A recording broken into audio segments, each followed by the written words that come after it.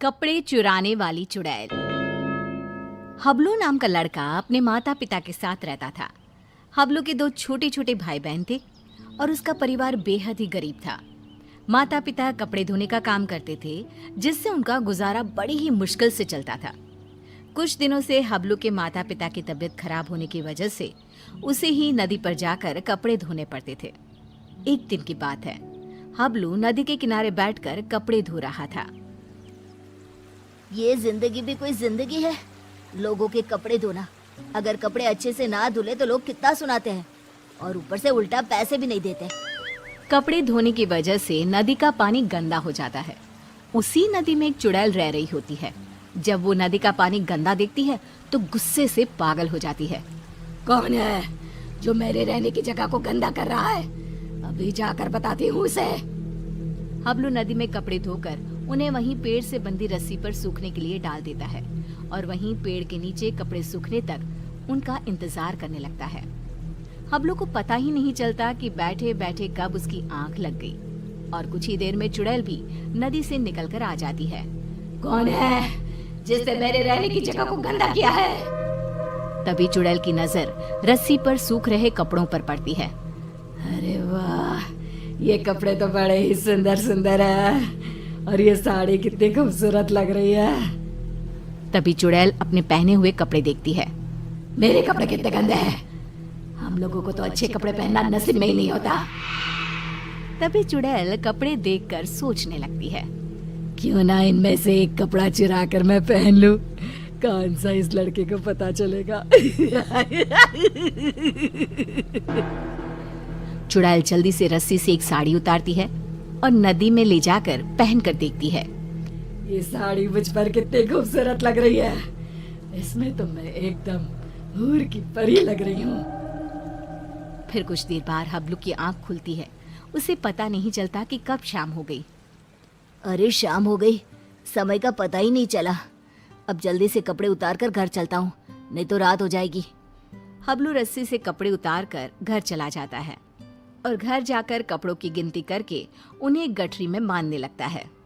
1 2 3 और ये 5 और ये 9, ये कैसे हो सकता है? मैंने तो 10 जोड़े कपड़े धोए थे, इनमें तो एक कम है। दोबारा गिनता हूँ, कहीं मुझसे कपड़े गिनने में भूल ना हो गई हो। हबलू एक एक करके दोबारा कपड़े गिनने लगता है, पर इस बार भी कपड़े 10 जोड़े की जगह 9 जोड़े थे। कपड़े कम होने की वजह से वो परेशान था। ये सब सोचते सोचते उसे कब नींद आ जाती है पता ही नहीं चलता। अगली सुबह हबलू फिर से कपड़े लेकर नदी पर धोने के लिए चला जाता है और जैसे ही वो कपड़े धोने लगता है, नदी का पानी कपड़े धोने की वजह से फिर से गंदा होता है। ये देखकर नदी में रह रही चुड़ैल आग बबूला हो जाती है। ये लोग मुझे चैन से रहने भी नहीं देते। आज फिर ये लड़का कपड़े धोकर मेरी रहने की जगह गंदा कर रहा है। आज मैं ऐसा सबक सिखाऊंगी कि ये कपड़े यहाँ धोना ही भूल जाएगा। हबलू के कपड़े धोने के बाद वो उन्हें पेड़ से बंधी रस्सी पर सूखने के लिए डाल देता है। जब तक ये कपड़े सूख रहे हैं, मैं यहीं पेड़ के नीचे कुछ देर आराम कर लेता हूँ। हबलू वहीं पेड़ के नीचे एक कपड़ा बिछाकर लेट जाता है। ठंडी ठंडी हवा चल रही थी तो लेटते ही उसे नींद आ जाती है और पता ही नहीं चलता कि कब उसकी आंख लग जाती है। कुछ देर बाद चुड़ैल भी नदी से निकलकर बाहर आ जाती है। आज मैं उसे छोड़ूंगी नहीं, मेरे रहने की जगह गंदी करके खुद चैन की नींद सो रहा है। आज तो मैं उसे मार ही डालूंगी। चुड़ैल हबलू को welcome back to my channel. So देखिए सनी कुमार चैनल में बहुत सारा स्वागत है। सो ऐसे कार्टून की वीडियो देखने के लिए हमारे पेज को सब्सक्राइब करें, बेल आइकन को सेलेक्ट करें। तो लेट्स गाइस, बिना समय गवाए वीडियो को स्टार्ट करते हैं। आ रहा हूं स्क्रीन में। आगे बढ़ती है तो रस्सी पर सूख रहे कपड़े देखकर रुक जाती है। अरे वाह, आज भी सुंदर सुंदर कपड़े सूख रहे हैं। चुड़ैल रस्सी से एक अच्छी सी साड़ी उतारती है, नदी में ले जाती है और पहनकर देखने लगती है।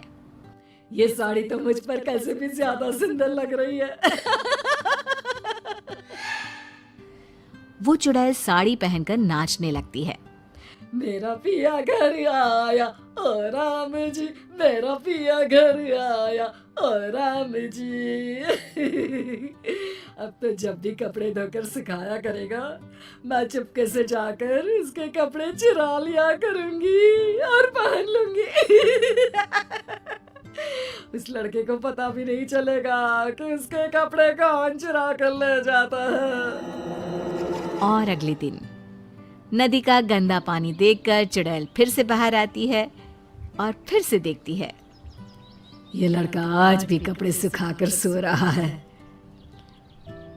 इस तरह से चुड़ैल हर रोज चुपके से जाती, एक अच्छा सा कपड़ा उठाती, नदी में ले जाती, पहनकर देखती और खुश होती।